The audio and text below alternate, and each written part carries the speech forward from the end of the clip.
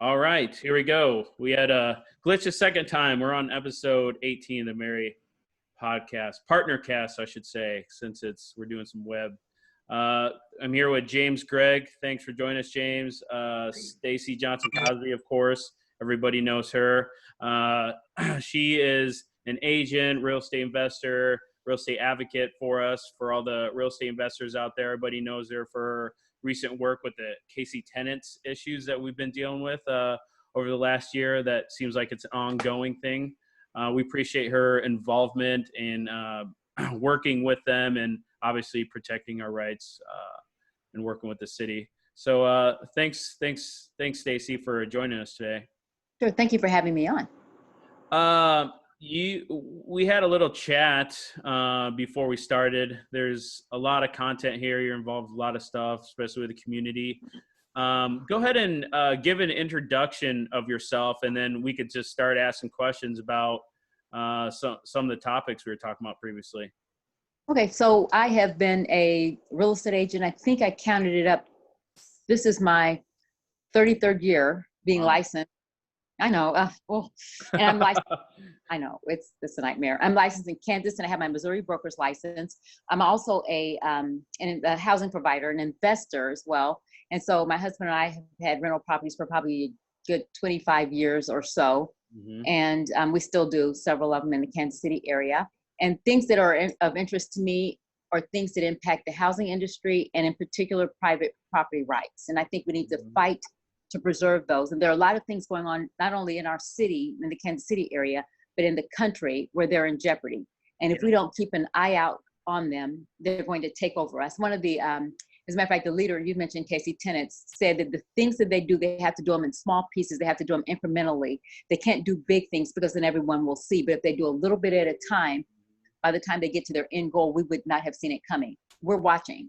And so I pulled together an alliance of all of the leaders of our various groups, including MAREI, Winvestors, Landlords Inc., all of those groups, and plus more that are realtors, property managers, investors, landlord groups, all of us as an industry. I pulled this all together, and we call ourselves the Casey Regional Housing Alliance. And anyone that's in the industry is part of our alliance, because most likely you're part of some organization or some networking group.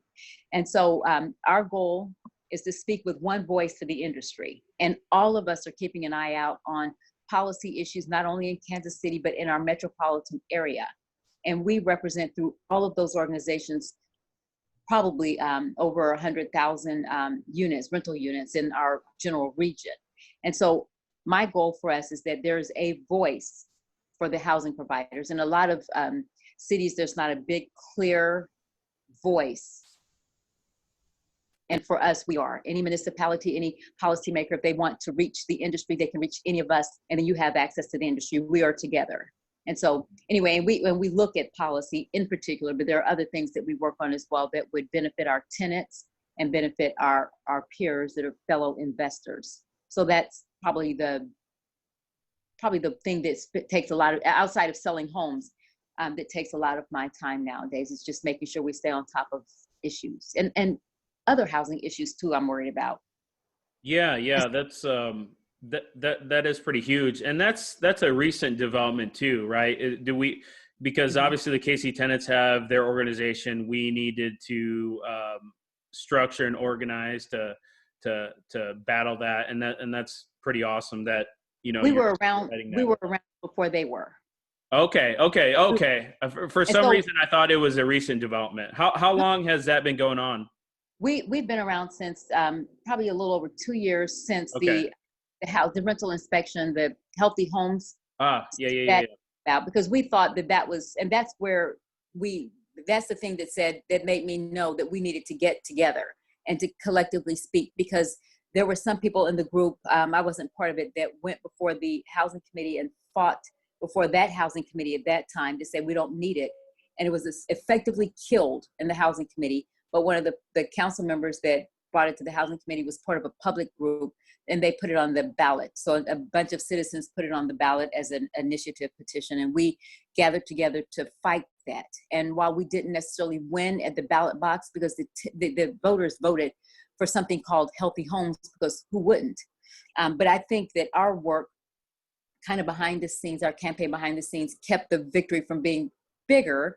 And in the process, we got together. So it took something like that to bring us together. So we used the lemons to lemonade analogy, and we've been together and strong since then.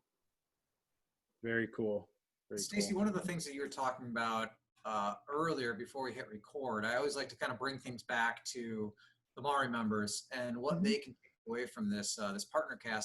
You were talking about some of the work that you were doing with that group, getting people ready for change in the laws and regulations kind of around that KC tenants thing. Can you talk more about that video that you were a part of, and like just what people can learn from that? Right. So our industry came together in a huge way to fight the Bill of Rights, the tenants' Bill of Rights, because it wasn't right. And so that had a totally different purpose, and it wasn't necessarily to protect the everyday tenant out there.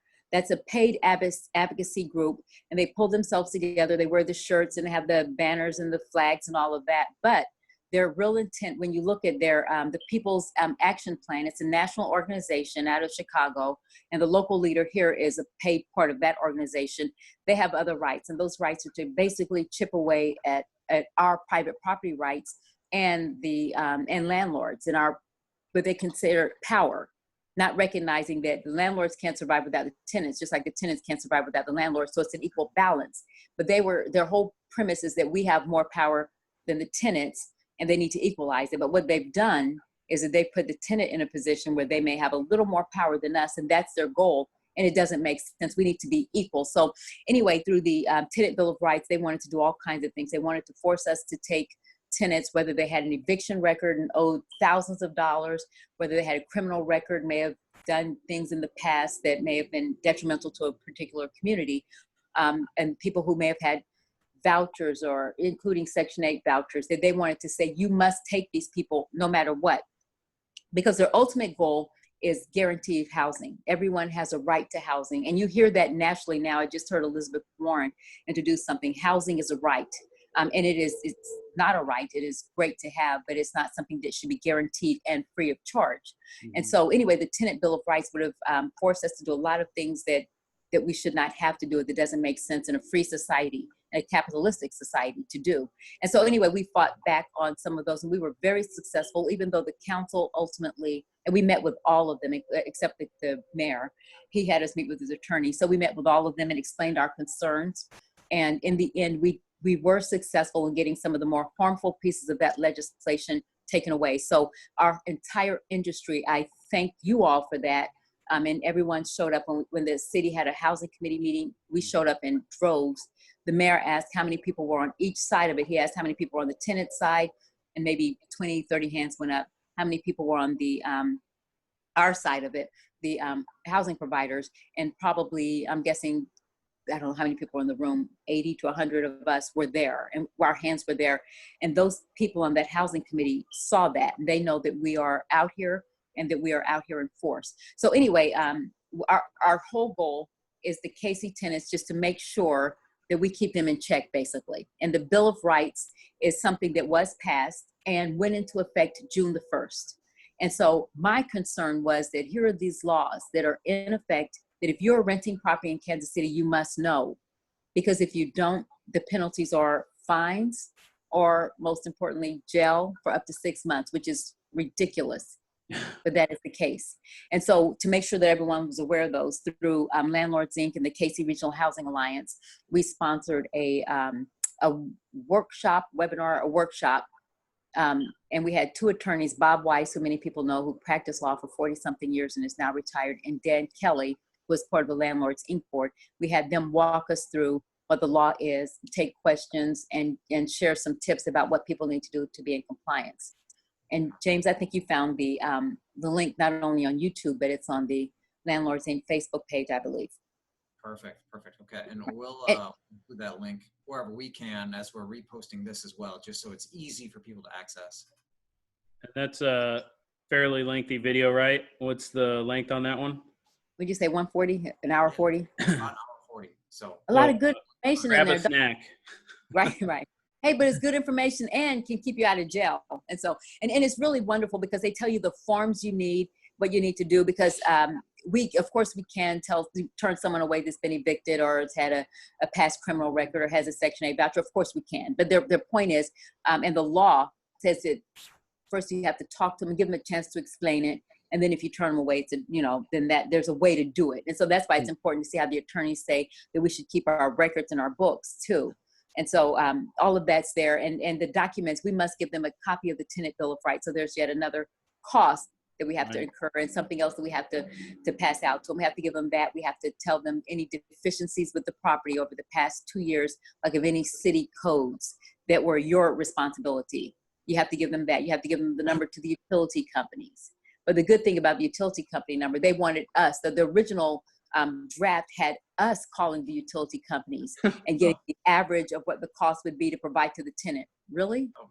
So a family of 10 may be a little bit different than a single person, but we got that changed, fortunately, where now we give them the numbers and the burden is on them to do the work that they should be doing anyway. And so all of those kind of things are in there of what we need to do to be in compliance.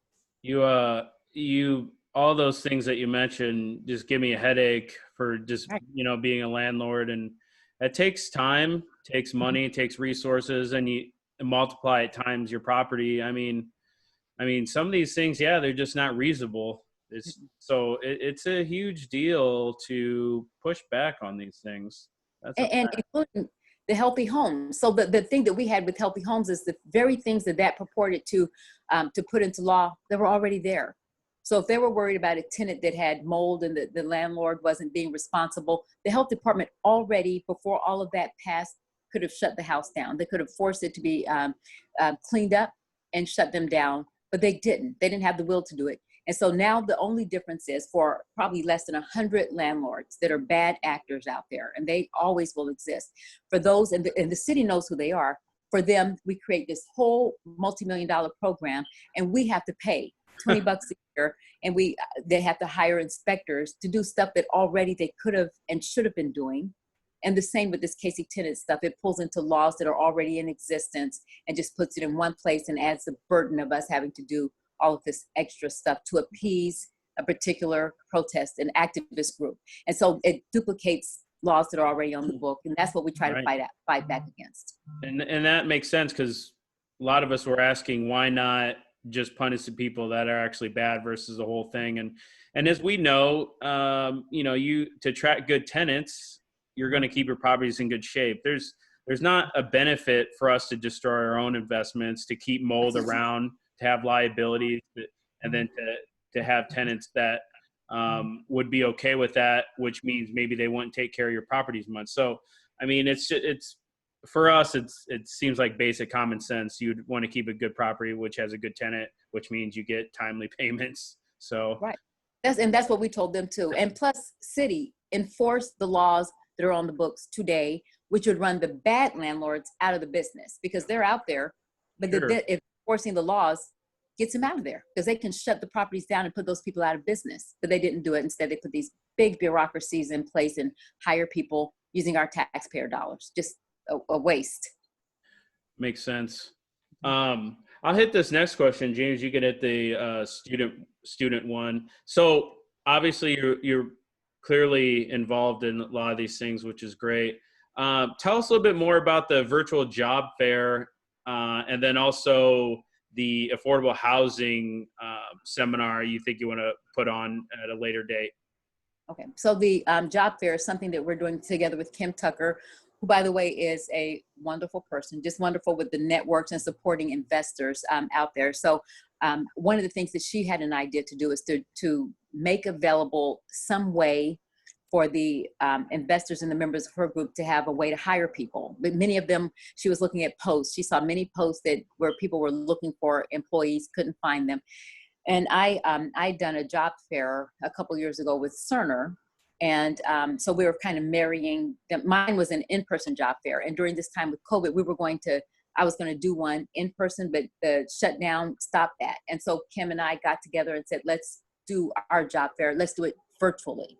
And so we are it's not going to cost anything. We want to make sure that if there are any people in the industry that have jobs, and the key for me to make it different than all of the millions of other job fairs is that these jobs must pay $15 an hour or more.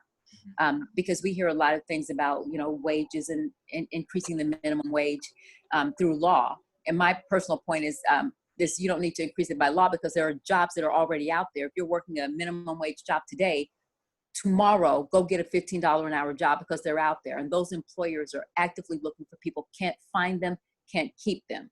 Including at Cerner, the city of Kansas City, KCATA, all kinds of places. There are job openings. Some require degrees, some a high school diploma, all over the place. So we're pulling that together. And if there are any of our members that are looking for employees, let us know, because for the job fair that we're doing it on July the 23rd. It's a Thursday. We're going from 8 in the morning to 8:30 at night, kind of depending on how many employers we get. And we're doing it virtually by Zoom. Kim is setting it up with her brilliant self. And so we only have a few slots, but let us know early because we're opening it up. We have Cerner that's participating, and we'll have other employers. Okay. But we want to make sure we have room for our people. And it won't cost the employee anything. It won't cost the employer anything. The 23rd, Thursday, and we'll get a form out where people can kind of sign up. But we're literally just now getting that fully launched and planned. That's pretty cool. Virtual, don't have to have a car for that. You probably still want to, I assume it's through the webcam. He's using Zoom. We're going to do Zoom. Okay. It's really cool. Put on a nice shirt. That would be at least right. And then about the developer program about affordable housing, building affordable housing units. Touch on that real quick here. Okay, so this is like, I don't know, I get ideas. I'm just in our community talking to people, hearing from people.